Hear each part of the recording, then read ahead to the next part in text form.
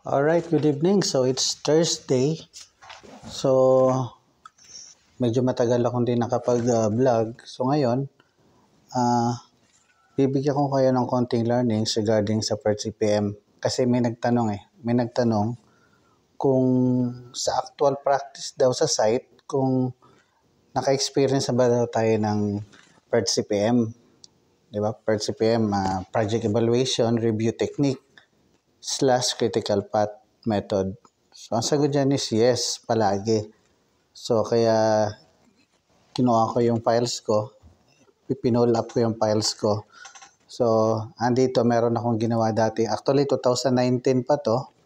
2019. Binura ko na lang yung project ng logo project namin tsaka yung pangalan ng kliyente namin. So, for reference lang naman to. So, gumagamit kami.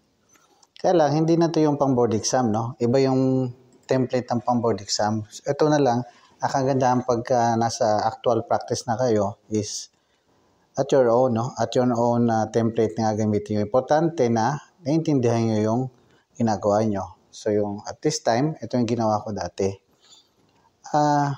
Yung talagang essence ng PERT-CPM is para, ang number one purpose nun is para makuha mo yung critical path, no? Kagaya nito.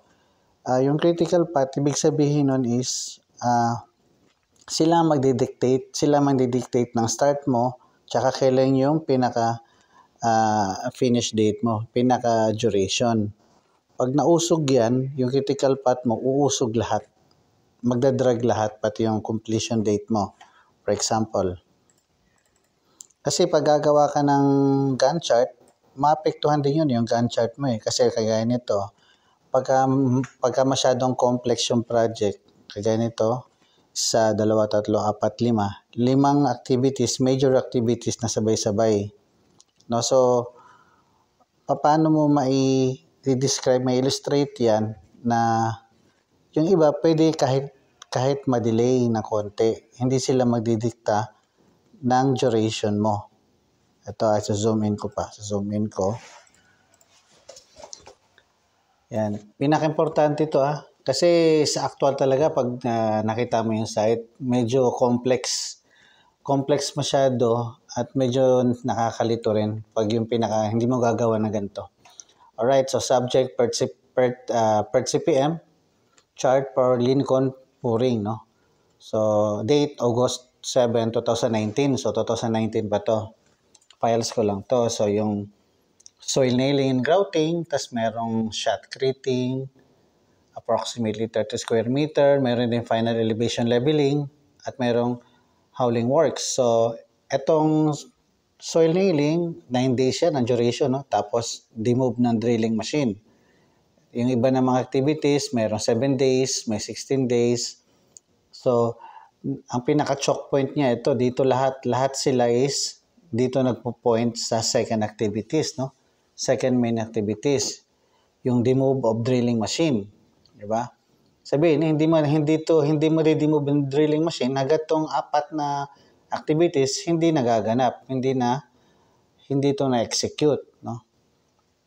Pero pwede naman sila maghintay, no? Ibig sabihin yan, ito yung pinaka-float niya, no? Float siya, pwede maghintay. Pero itong naka-yellow, hindi to pwede maghintay. Alright, kasi siya ang duration is 9 days lang. Iba mga haba. Merong 9 days, may 10 days, may 16 days. So, hindi sila ang critical path mo. Alright, so dito tayo sa activity number 3. No? Magkasabay, naka-parallel to. Mobilization of long arm backhoe. Tsaka yung demove of backhoe PC320. No? Tapos, yan, tingnan mo. Kung mapapansin nyo, wala siya nakakonect na line. Sabihin, wala siyang direct relationship. Itong partial demobilization. No? Tapos, installation of tower scaffolding ladder, hindi siya nakakonect sa yellow. So, pinaka-float lang siya, no? Wala siyang direct relationship. Alright, tapos nakahinto siya dito. Tapos, yung sa kabila, after what day niyan, removal of soil ramp, no? Pagtapos nun, after 2 days, elevation leveling, ile-level mo na. Tapos, meron siyang nakasanga nga float na demove of long arm backhoe. no? So meaning pwede mo na tong hindi to, wala to sa critical path, no? Ito, wala yan kasi wala sa yellow. Okay?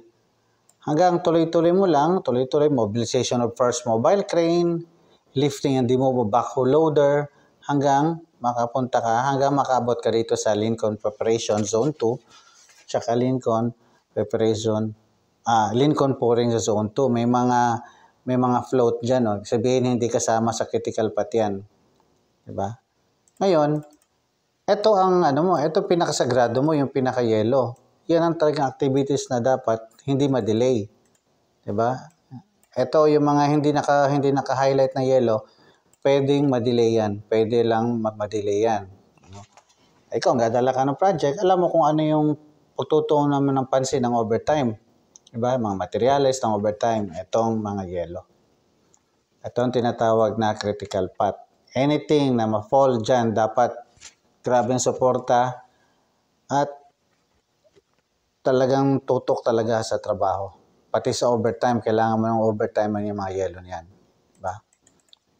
So, yun ang pinaka-practical, no, na critical path method. PERT CPM. So, yes, gumagamit tayo niyan. Diba? Tapos, ang kagandahan nito, pwede mo tong i-align sa Gantt chart mo. So, yung iba, or mostly ginagawa nila, o ginagawa namin, itong PERT CPM, nilalagay namin yan sa bar chart sa ibabaw ng Gantt chart para naka-align. Diba? Meron kang PERT CPM sa ilalim, meron kang Gantt chart with S-curve. Alright? So, yun yung pinaka-basic, no? Yun ang pinaka-basic na essence ng PERT CPM.